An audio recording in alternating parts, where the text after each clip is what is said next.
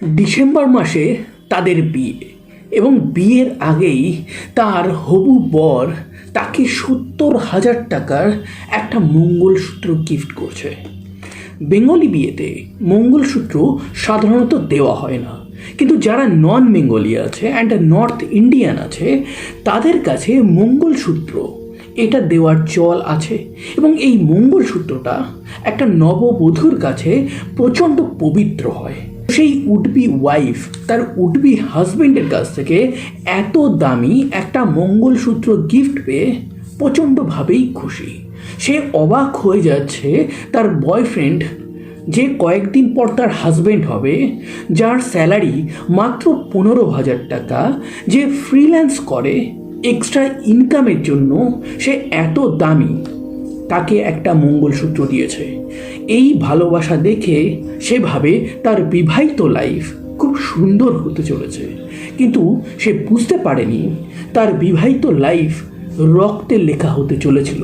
সে বুঝতে পারেনি তার গলায় যে মঙ্গলসূত্রটা তার উডবি হাজবেন্ড পরিয়ে দিয়েছিল সেটা আসলে একটু ব্লাড মানি বলা যেতে পারে। কারোর রক্ত ঝরেছে তো তার গলায় সেই মঙ্গলসূত্র চেপেছে। জুলাই মাস ২০২৫। অভিষেক তার শরীরটা না বেশ কিছুদিন ধরে খারাপ যাচ্ছে। তার পায়ে একটা ব্যথা হচ্ছে। কয়েকদিন আগে তার পায়ের হাঁটুতে একটা চোট লেগেছিল এবং সেই থেকেই না সে অনেক রকম মেডিসিন ট্রাই করে, কিন্তু কোনো কিছুতেই সে রিলিফ পাচ্ছিল না। তারপর ব্যবসার অনেক চাপ, মানসিক অনেক চাপ, সেই কারণে হঠাৎই সে একদিন ডিসাইড করে যে তার এই জীবনটা পারফেক্ট না। তো সে নিজেকে শেষ করে, ফিনাইল খেয়ে নেয়। এবং এরপরে ফ্যামিলি মেম্বাররা আসে, তারা ডিসকভার করে, দেখে যে মুখের চারপাশটা পুড়ে গেছে, যেটা খুব সাধারণ। যে কেউ যদি ফিনাইল বা বাথরুম ক্লিনের কোনো জিনিস কনজিউম করে থাকে তো তার এই জিনিসটা মুখের আশেপাশে দেখলেই বোঝা যাবে। তো অভিষেকের এই রকম কর্মকাণ্ড দেখে তার ফ্যামিলি রীতিমতন চমকে যায় যে কেনই বা এরকম করলো। সামান্য প্রবলেম ছিল, সামান্য ব্যথা ছিল, কিন্তু আমরা তো বুঝতে পারি না যে একটা মানুষ মনে মনে কি নিয়ে চলেছে। তো ফ্যামিলি ভাবে যে ঠিক আছে, যে চলে গেছে সে চলে গেছে, তার দুঃখে তারা কান্নাকাটি করে অ্যান্ড তারপর তার শেষকৃত্য তারা করে দেয়। সবাই জাস্ট এটুকুই ভেবে নিয়েছিল যে অভিষেক যেটা করেছে সেটা নিজে করেছে। কিন্তু ৬ মাস পর ঠিক নভেম্বরে এমন একটা সত্যি বেরিয়ে আসতে চলেছিল যেটা তারা কল্পনা করেনি। অ্যাকচুয়ালি কল্পনা কেন করবেও বা, তাদের ছেলে তো নিজে থেকেই নিজেকে শেষ করেছে। পুলিশের কোনো তদন্ত হয়নি, ময়না তদন্তও করা হয়নি, নর্মালি ফ্যামিলির মধ্যেই শেষকৃত্য হয়ে গেছিল। কিন্তু সেটা তদন্ত করলে তারা জানতে পারত যে তাদের ছেলে অভিষেক, তাকে শেষ করা হয়েছে, সে নিজেকে শেষ করেনি। এরপর চলে আসে নভেম্বরের ১১ তারিখ। ভাবনা বেইন সে গুজরাটের বেরাবেল শহরে একটা পান মশলা, চা, সিগারেটের দোকান চালায়। সেই দোকান চালিয়ে তার মোটামুটি কোনো মতে দিন গুজরাচ্ছিল। তার ছেলে মেয়ে সবার বিয়ে হয়ে গেছে, তারা কাজের সূত্রে বাইরে থাকে। যেহেতু ভাবনা বেইন একা থাকে, তাকে একা সমস্ত কিছু সামলাতে হয়। তার হাজব্যান্ড দীর্ঘদিন আগে মারা গেছে, তো এরপর থেকে তার একা থাকা অলরেডি অভ্যাস হয়ে গেছিল। তার ওই দোকান থেকে যেটুকু ইনকাম হয় তার, সেটুকুতে তার রান্না বান্না, ঘর সংসার মোটামুটি চলে যায়। আর না, যেহেতু বয়স হয়ে গেছে সেহেতু তার শরীরে নানান রকম রোগ বাধা বাঁধতে শুরু করেছিল। ঠিক সেই রকমই একটা রোগ ছিল থাইরয়েড। এই থাইরয়েডের সমস্যাতে সে বেশ ভুগছিল, তার সাথে সাথে তার রক্তাল্পতাও ছিল। আর প্রতিবেশীরা লক্ষ্য করে যে নভেম্বরের ১১ তারিখের পর থেকে তাকে আর দেখা যায়নি। প্রতিবেশীরা ভাবে সে হয়তো কোনো ছেলের কাছে গেছে। কিন্তু নভেম্বরের ১৩ তারিখ যখন আসে তখন ভাবনা বেইনের ঘর থেকে পচা গন্ধ বেরোতে থাকে। তারা কিছু একটা ফাউল প্লে আইডিয়া করে। তারা ভাবনা বেইনকে ডাকাডাকি করে, তার ফোনে ট্রাই করে, কিন্তু তার ফোনটা সুইচ অফ বলছিল। তার ঘরের দরজা লক করা। তারা দরজাটা ভাঙে এবং দরজাটা ভাঙতেই দেখে বিছানার উপর মৃত অবস্থায় ভাবনাবেইন পড়ে আছে, কিন্তু প্রতিবেশীরা সেটা না বুঝেই তাকে সোজা হসপিটাল নিয়ে যায় এবং হসপিটাল থেকে বলা হয় যে এনার মৃত্যু অনেক আগেই হয়ে গেছে। এবং এইটা শুনে প্রতিবেশীরা শক হয়ে তারা পুলিশকে ফোন করে, তারা ভাবনাবেইনের ছেলে মেয়েকেও ফোন করে।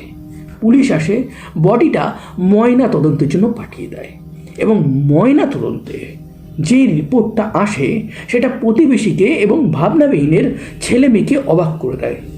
সবাই প্রথমে ভেবেছিল যে ভাবনাবেইনের নর্মাল মৃত্যু হয়েছে, কিন্তু ময়না তদন্তের রিপোর্টে আসে যে তার শরীরে কিছু ইললিগাল সাবস্টেন্স পাওয়া গেছে এবং তার সাথে সাথে তাকে গলা টিপে হত্যা করা হয়েছে ঘুমের মধ্যে। পুলিশ সেই ক্রাইম প্লেসে যায়, সেখানে গিয়ে তারা দেখে ভাবনাবেইনের যে বিছানা আছে, বিছানাতে ফোঁটা ফোঁটা রক্ত পড়ে আছে এবং সেই যে ফোঁটা ফোঁটা রক্ত পড়ে আছে সেই ফোঁটাগুলো খুবই ছোট ছিল। পুলিশ আরও ভালো করে চেক করে, তারা দেখতে পায় যে ভাবনাবেইনের হাতে 2-3টে সূচ দেওয়ার সাইন আছে। ভাবনাবেইনের ছেলে মেয়ে প্রতিবেশীকে জিজ্ঞাসা করা হলে তারা জানতে পারে যে ভাবনাবেইন নানান সময় ইঞ্জেকশন নিত তার থাইরয়েডের প্রবলেমের জন্য এবং অন্যান্য শারীরিক প্রবলেমের জন্য।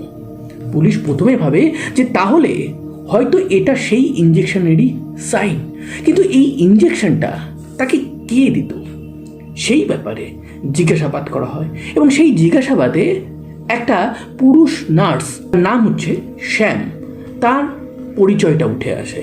এবার পুলিশ দেখে এই শ্যামকে। শ্যাম ভারাবেল শহরের লোকাল একটা হসপিটালে 15,000 টাকার মাইনের চাকরি করে। এবার সেই চাকরিতে মোটামুটি সে চালাচ্ছে, সে একটা প্রেম করেছে, সেই প্রেমিকার সাথে তার ডিসেম্বর মাসে বিয়ে হবে, সে খুব খুশি। তাকে পুলিশ ডেকে জিজ্ঞাসাবাদ করে এবং প্রথম জিজ্ঞাসাবাদে না পুলিশের একটু সন্দেহ হয়। পুলিশ বলে যে তুমি ভাবনাবেইনের বাড়িতে কি গেছিলে? প্রথমে সে বলে যে হ্যাঁ আমি গেছিলাম, পরে বলে যে না আমি যাইনি। এবার আশেপাশে প্রতিবেশীদের কাছ থেকে জানা যায় এই যে শ্যাম আছে সে হসপিটালে তো কাজ করে, কিন্তু এক্সট্রা ইনকামের জন্য সে ফ্রিল্যান্সিং কাজ করে, মানে ব্লাড কারো কাছ থেকে নিয়ে আসলো, টেস্টিং ল্যাবে পাঠিয়ে দিল, কারোর কোনো প্রবলেম হলে একটু ওষুধ সাজেস্ট করে দিল। তো এইভাবে সে কিছু এক্সট্রা ইনকাম করতো। তার অনেক কিছু নেশা আছে, তার সাথে সাথে সে যত না ইনকাম করে তার থেকে বেশি সে তার গার্লফ্রেন্ডের উপর উড়িয়ে দিত। এই কারণে মার্কেটে 3-4 লাখ টাকার লোন সে অলরেডি করে ফেলেছিল। এই জিনিসটা শুনতেই পুলিশের একটু খটকা লাগে। পুলিশ শ্যামের কল ডিটেল রেকর্ড, লোকেশন সেটা দেখে। তারা দেখতে পায় 11ই নভেম্বর শ্যাম আর ভাবনাবেইনের মধ্যে কথা হয়েছিল। ভাবনাবেইনের ফোনের লোকেশন আর শ্যামের ফোনের লোকেশন সেম ছিল, যেটা হচ্ছে ভাবনাবেইনের বাড়ি। তো এখানে সন্দেহ হওয়া একদম ক্লিয়ার।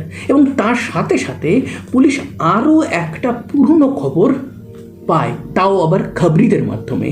সেটা কি, এই শ্যামের একটা বন্ধু ছিল যার নাম হচ্ছে অভিষেক, যে 6 মাস আগে নিজেকে শেষ করে নিয়েছিল ফিনাইল দিয়ে। তো এই জিনিসটা জানার পর পুলিশের সন্দেহ আরও বাড়তে থাকে এবং পুলিশ মনে মনে ভাবতে থাকে যে যদি এই শ্যাম এই দুটো কেসে ইনক্লুড থাকে তার মানে তাদের সামনে কি একটা নতুন সিরিয়াল কিলারের আগমন হয়েছে। তারা শ্যামকে ডাকে। শ্যাম তো প্রথমে সমস্ত কিছু অস্বীকার যায়। পরবর্তী সময় তাকে যখন পুলিশ স্পেশাল ট্রিটমেন্ট দেয়, দ্যাট দ্য মোমেন্ট সে সমস্ত কিছু স্বীকার করে নেয় এবং সে বলে যে মার্কেটে আমি প্রচুর লোন করে ফেলেছিলাম, সামনে আমার বিয়ে ছিল, গার্লফ্রেন্ডকে আমি কিছু এক্সপেন্সিভ গিফট দিতে চাইতাম, এই কারণে আমি এই দুটো হত্যা করি। প্রথমে তো সে ভাবনাবেইনের হত্যাটা স্বীকার করে নেয়, কিন্তু পরবর্তী সময় অভিষেকের ব্যাপারে তাকে যখন প্রেশার দেওয়া হয় সে সেটাও স্বীকার করে নেয়। এবার সে সমস্ত কিছু কীভাবে করেছিল। জুন মাস অভিষেক তাকে ফোন করে বলেছিল যে আমার খুব পায়ে ব্যথা, তো কিছু ওষুধ একটু মার্কেট থেকে নিয়ে আয়, আর আমরা আমার বাড়ি বসেই আজকে আড্ডা মারবো। আমার বাড়িতে আজকে কেউ নেই। শ্যাম সুযোগ বুঝে কোপটা মারে। সে একটা সোডার বোতলে বেশ কয়েকটা মরফিনের ট্যাবলেট মিশিয়ে দেয়। অভিষেককে সে এটা দেয় এবং বলে এটা খেলেই তোর ব্যথা একদম কমে যায়। অভিষেক তার বন্ধুকে ট্রাস্ট করে সেই সোডা ওয়াটারটা খেয়ে নেয়। খাওয়ার পরেই তার অবশ্যই কি হবে? মরফিন তো একটা ব্যথানাশক ওষুধ, কিন্তু এই ওষুধটা খেলে মানুষ না একটু ডিজি ফিল করে, যেন সে ড্রিঙ্ক করেছে। তো অভিষেকেরও না একটু ঘুম ঘুম পায়। শ্যাম বলে চুপচাপ ঘুমিয়ে পড়, সমস্ত কিছু ঠিক হয়ে যাবে। সে ঘুমিয়ে পড়ে অ্যান্ড তারপরে বাথরুম থেকে ফিনাইল নিয়ে এসে শ্যাম অভিষেকের মুখে খানিকটা ঢেলে দেয়, যাতে ফ্যামিলি মেম্বাররা যখন অভিষেককে ডিসকভার করবে তখন তারা যেন ভাবতে পারে যে অভিষেক নিজেই এটা খেয়ে নিজেকে শেষ করেছে। তারপর একটা বালিশ চাপা দিয়ে তাকে হত্যা করে। পরের দিন তার ফ্যামিলি মেম্বাররা যখন অভিষেককে এই স্টেটে ডিসকভার করে তখন তারা বুঝতে পারে অভিষেক নিজেই এটা করেছে। এই কারণে তারা পুলিশি তদন্ত করেনি, ময়না তদন্ত করেনি। তো এই কেসটা একদম ডেড কেস হয়ে যায়, অভিষেকের শেষকৃত্য হয়ে যায়। প্রথম কেসে এইভাবে বিন্দাস কাউকে শেষ করার পর শ্যাম যখন দেখে যে পুলিশের কাছেও কমপ্লেন গেল না, তখন শ্যাম ভাবলো যে এইভাবেই আমি মানুষদের কাছ থেকে টাকা লুট করব, কিন্তু আমাকে টার্গেট করতে হবে এমন মানুষ যারা সাধারণত একা থাকে। ভাবনাবেন সে অলরেডি একটা পান বিড়ি মশলার এইসবের দোকান চালায়, তো সেই দোকানে মাঝে মাঝেই কিন্তু এই শ্যাম নর্মালি যেত, কিন্তু অভিষেকের ঘটনা সে ঘটানোর পর তার নজর পড়ে এই ভাবনাবেইনের উপর। সে ভাবে যে ভাবনাবেইন তার সহজ টার্গেট হতে পারে। নভেম্বরের 11 তারিখ সে ভাবনাবেইনকে ফোন করে বলে যে তোমার যেহেতু রক্তাল্পতা আছে, তোমার থ্যালাসেমিয়াও থাকতে পারে, তো এই কারণে আমাদের হসপিটাল থেকে একটা ফ্রি টেস্টিং করানো হচ্ছে, তো আমি তোমার ফ্রিতে ব্লাড টেস্টটা করিয়ে দেবো। ভাবনাবেইন বলে যে ঠিক আছে। সে ভাবনাবেইনের বাড়িতে যায়, তাকে থ্যালাসেমিয়া টেস্ট করার নাম করে তার শরীর থেকে সে রক্ত নেয়। দেন বলে যে আমার কাছে থাইরয়েডের একটা নতুন ওষুধ এসেছে, তোমাকে কোনো টাকা দিতে হবে না, তুমি জাস্ট ইঞ্জেকশনটা নিয়ে নাও, তুমি অনেকটা রিলিফ পাবে। ভাবনাবেইন ভাবে যে ফ্রিতে যখন ওষুধ পাচ্ছি যাতে থাইরয়েডটা কমবে, যাতে আমি একটু শান্তি পাবো, তো সেটা নিয়েই নি। সে নিয়ে নেয় সেই ওষুধটা, কিন্তু সেটা কিসের ওষুধ ছিল? সেটা ছিল ঘুমের ওষুধ। সেটা নেওয়ার পরেই ভাবনাবেইনেরও একটু ডিজি লাগে, তার মাথা ঘোরাতে থাকে। শ্যাম বলে যে এই ওষুধটা নেওয়ার পর সবারই এরকম হয়, তুমি চুপচাপ ঘুমিয়ে পড়ো। সে ঘুমিয়ে পড়ে। তারপর একটা টাওয়াল দিয়ে তার নাক চেপে মুখ চেপে তাকে হত্যা করার চেষ্টা করে, কিন্তু সেখানে সে ব্যর্থ হয়। তারপর গলা চিপে হত্যা করে। ভাবনাবেইনের বাড়ি থেকে সে নেয়ার অ্যাবাউট 2 লাখ টাকার জুয়েলারি চুরি করে।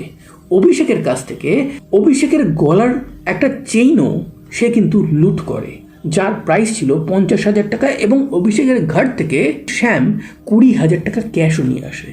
অভিষেকের ফ্যামিলি এই জিনিসটা কিন্তু সেই সময় ইনিশিয়ালি লক্ষ্য করেনি। পরে যখন তারা বুঝতে পারে যে অভিষেকের গলার হার নেই, ক্যাশ টাকা গায়েব, তখন তাদের মনে একটু সন্দেহ হয়। কিন্তু যেহেতু অভিষেক নিজেই নিজেকে শেষ করেছে, এই কারণে অভিষেকের ফ্যামিলি এটা নিয়ে আর এগোতে চায়নি। যদি এগোতো তাহলে ভাবনাবেইন আজকে হয়তো বেঁচে থাকতো, শ্যাম হয়তো অনেক দিন আগেই ধরা পড়ে যেত। তো যাই হোক, শ্যাম এই 2 জায়গা থেকে লুটপাট করে সে কি করবে? সোনা গয়নাগুলো নিশ্চয়ই বিক্রি করে দেবে, সেখান থেকে টাকা পাবে না। সে সেটা করেনি, সে সোজা একটা সোনার দোকানে চলে যায়। আজকালকার যেসব সোনার দোকান আছে, লোকাল বলুন বা অন্যান্য বড় সোনার দোকান, সেখান থেকে না গোল্ড লোন পাওয়া যায়। তো সে সেই সোনার জুয়েলারিগুলো রেখে অনেকগুলো টাকা লোন নেয়, এবং সেই লোনের মধ্যে 70,000 টাকা দিয়ে তার গার্লফ্রেন্ডের জন্য একটা মঙ্গলসূত্র কেনে, সেটা তাকে গিফট দেয়। তাদের বিয়ের জন্য সে সমস্ত প্রিপারেশন করতে থাকে। আরও তো অনেক খরচাপাতি ছিল, তার নেশাপাতির অভ্যাস ছিল, সে সেই টাকা দিয়ে করতে থাকে। নভেম্বরের 25 তারিখ পুলিশ তাকে সমস্ত এভিডেন্স মিলিয়ে অ্যারেস্ট করে, তাকে কোর্টে তোলা হয়। কোর্ট থেকে তাকে 14 দিনের জন্য পুলিশ কাস্টাডিতে পাঠানো হয়। পুলিশ এই দুটো কেস সলভ করার পর ওই বারবেল শহরে আরও এরকম 5-6টা কেস আছে যেখানে এই রকমভাবেই মৃত্যু হয়েছে ভিকটিমের। তো সেই কেসে কোনো রকমভাবে এই শ্যামের কোনো হাত আছে কিনা সেটা পুলিশ খতিয়ে দেখছে। যদি হাত থাকে তাহলে গুজরাটে একটা ফুলদম সিরিয়াল কিলারকে ধরেছে পুলিশ, আর যদি হাত না থাকে তাহলে পুলিশের কথা মতে তারা একটা হবু সিরিয়াল কিলারকে ফুলদমে সিরিয়াল কিলার হওয়ার আগেই অ্যারেস্ট করে নিয়েছে। বেশ কয়েকটা মানুষের প্রাণও বেঁচে গেছে। কিন্তু এই ক্ষেত্রে সবথেকে বড় ব্যাপার হচ্ছে এবং সবথেকে সচেতনতার ব্যাপার হচ্ছে যে কোনো মানুষের যদি মৃত্যু হয় এবং সেই মৃত্যুতে যদি কোনো রকম কোনো সন্দেহ থাকে তাহলে কিন্তু সেটা পুলিশ কেস করা উচিত, তার ময়নাতদন্ত করা উচিত। অভিষেকের যদি করা হতো তাহলে বোঝা যেত। ভাবনা বেইনের বেলায় করা হয়েছিল তাই বোঝা গেছিল। ভাবনা বেইনেরও করা হতো না যদি না তার বাড়ির দরজাটা বাইরে থেকে তালা দেওয়া থাকতো। যদি ওটা নর্মালি খোলা থাকতো তাহলে ভাবতো যে ভাবনা বেইনের নর্মাল মৃত্যু হয়েছে। বাদবাকি জিনিসগুলো যেগুলো পুলিশের চোখে পড়েছে সেগুলো তো নর্মাল মানুষের চোখে পড়তোই না। তো এই ক্ষেত্রে সবসময় আমাদেরকে এই জিনিসগুলোকে নিয়ে সাবধানতা অবলম্বন করতে হবে। কোথাও সন্দেহ হলে সেখানে সেই সন্দেহটা অবশ্যই নিবারণ করতে হবে, না হলে এই রকম সমস্ত আনসলভড কেসগুলো কিন্তু তৈরি হয়ে যায়। এই ক্ষেত্রে যেহেতু শ্যামের এগেনস্টে অনেক প্রমাণ পুলিশের কাছে আছে তার বাড়ি থেকে পাওয়া সেই সিরিঞ্জ, সে যেটা ইউজ করেছিল ভাবনা বেইনকে মারতে। তারপর আছে অনেক ইল্লিগাল ওষুধ যেগুলো সে হসপিটাল থেকে চুরি করেছিল। Call detail record, call location সমস্ত কিছু আছে। তো পুলিশ আশা করছে শ্যামের একটা ভালো মতন সাজা হবে। তো এই ছিল আজকের একটা ট্রু ক্রাইম ঘটনা। এই রকম রিয়েল লাইফ ট্রু ক্রাইম ঘটনা ইন স্টোরি ফরম্যাটে যদি আপনারা শুনতে চান তাহলে অবশ্যই আমার চ্যানেলটিকে সাবস্ক্রাইব করবেন। সাবধানে থাকবেন, সুস্থ থাকবেন, আনন্দে থাকবেন, সতর্ক থাকবেন। আবার দেখা হবে নতুন কোনো একটা ভেরি ইন্টারেস্টিং ট্রু ক্রাইম ঘটনার সাথে।